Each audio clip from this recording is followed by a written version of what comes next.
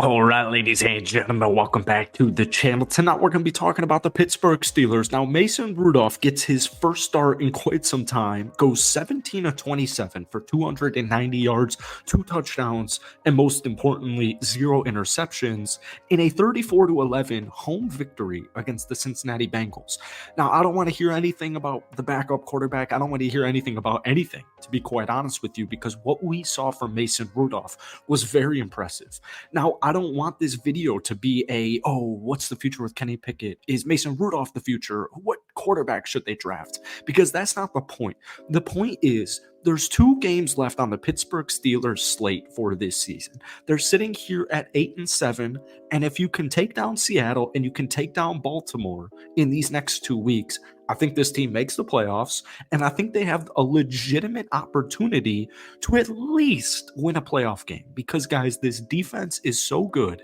And what did we see immediately, actually? The first throw of the game from Mason Rudolph to George Pickens for the touchdown. We saw aggressiveness. Now, I don't necessarily fully think Kenny Pickett plays scared. I don't really love that wording. But what I will say is I think Mason Rudolph plays with absolutely no fear. I don't think he plays with any fear. I think he has this cool, confident charisma to him that is like he's 28 years old. He's been in the league for quite some time. He's never even had a full week to prepare for a football game like he did last weekend against Cincinnati. And he's just been waiting for his opportunity. And I just think with everything that's happened this season, the injury to Kenny Pickett, the firing of Matt Canada, I think for the first time in so long, literally like 3+ years, this Steelers offense has popped to it, or at least it did last week. So obviously today we're going to be talking about this Pittsburgh team.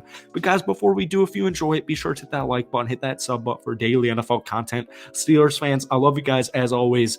My 13-win prediction did not go as planned here, but I still think the Steelers' future is extremely bright nonetheless. If we try to get this video to 250 likes, that would mean the absolute world to me. So one big thing I harped on all offseason with this team is, we just need bigger plays. I have George Pickens. I have guys like Calvin Austin III. I have Jaylen Warren. I have all of this talent, but I don't see too many big-time plays. Difference-making plays. Plays that just decide football games. Like, whoa. Pretty much a great example would be the first pass of the Pittsburgh Steelers versus Cincinnati Bengals game where he whips it to George Pickens and he goes to the house on a quick slant, just a simple play. So we saw 397 total yards of offense. Now, we will deal with quarterback situation next season. We will deal with Kenny Pickett possibly 1 week from now when he's fully healthy and ready to go. We will deal with all of this in due time. But folks, the present state of this Steelers team, I just want them to make the playoffs so badly. Because this is a squad, before Kenny got injured, they're sitting here at 6-3. You take down my Green Bay Packers 23-19, and it was never pretty. It was never sexy. But even when you were 7-4, this team proceeds to lose 3 straight abysmal games to Arizona, New England, Indianapolis, who's, I know they're in the playoffs, but you get my point here. Hope is not lost with Mason Rudolph. I just think he plays with this confident but low-key swagger to him where he's just a professional. I think he's so humble. He's a man of God. Like, he's just a professional. And for this upcoming week against the Seattle Seahawks defense, I want him to just absolutely tear it up. One thing I want to mention real quick as well is I really think this Pittsburgh Steelers running back rotation is exactly what we were talking about in the offseason. You have Jaylen Warren, a guy who literally averaged 4.9 yards per carry in his rookie season last year.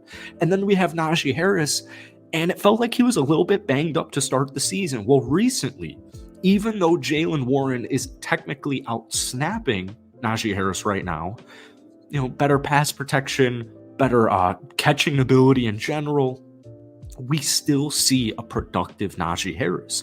And as Steelers fans know, especially in this division and the cool, cold city of Pittsburgh, one of my favorite cities, to be honest with you, it's just on brand. And so last week against Cincinnati, we saw Najee Harris run 19 times for 78 yards and a touchdown. And this guy's a bruiser. Like, you don't want to tackle Najee Harris. You don't want to tackle a healthy Najee Harris. He's going to try and just truck you. But then we're going to complement him with a great pass blocker, a great pass catcher, and a guy who just simply makes plays. And I want the ball in guys' hands who just simply make plays. Jaylen Warren, although he only had 8 carries for only 24 yards, a lot of those were for first downs. A lot of those were just important yardages. And we also saw him catch 5 balls for 30 yards. So this running back duo that we've talked on this channel all season, all offseason about in the last couple of games, it's starting to come together. At least I should say in the last game, it's really starting to come together. But getting a guy like George Pickens going, I get it, man. We all have our opinion on it. He's too much of a diva, whatever it is. It doesn't matter in this video, in the context of this video. Because at the end of the day, George Pickens is still a really good wide receiver talent. Like, he's a star wide receiver. George Pickens is a star caliber wide receiver in this league. It hasn't necessarily happened this year, although you could argue it has.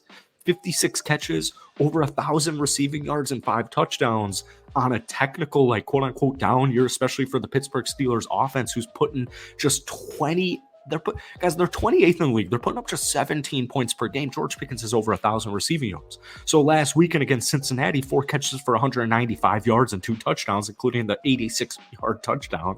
Like, that's what I want to see. And that's especially what I want to see at this point in the season. So I'm extremely excited about Mason Rudolph this upcoming week. And we'll deal with Kenny Pickett when it comes. We'll deal with the starting quarterback for next year when it comes. But at this present point, I think if Pittsburgh wins out, you easily make the playoffs. Maybe not easily is the wrong word to use, but you're 10-7 and you're in the playoffs. And with this defense, you have as good of a chance as everybody else in the league. All right. So defensively, speaking of it, I know they're dealing with some injuries.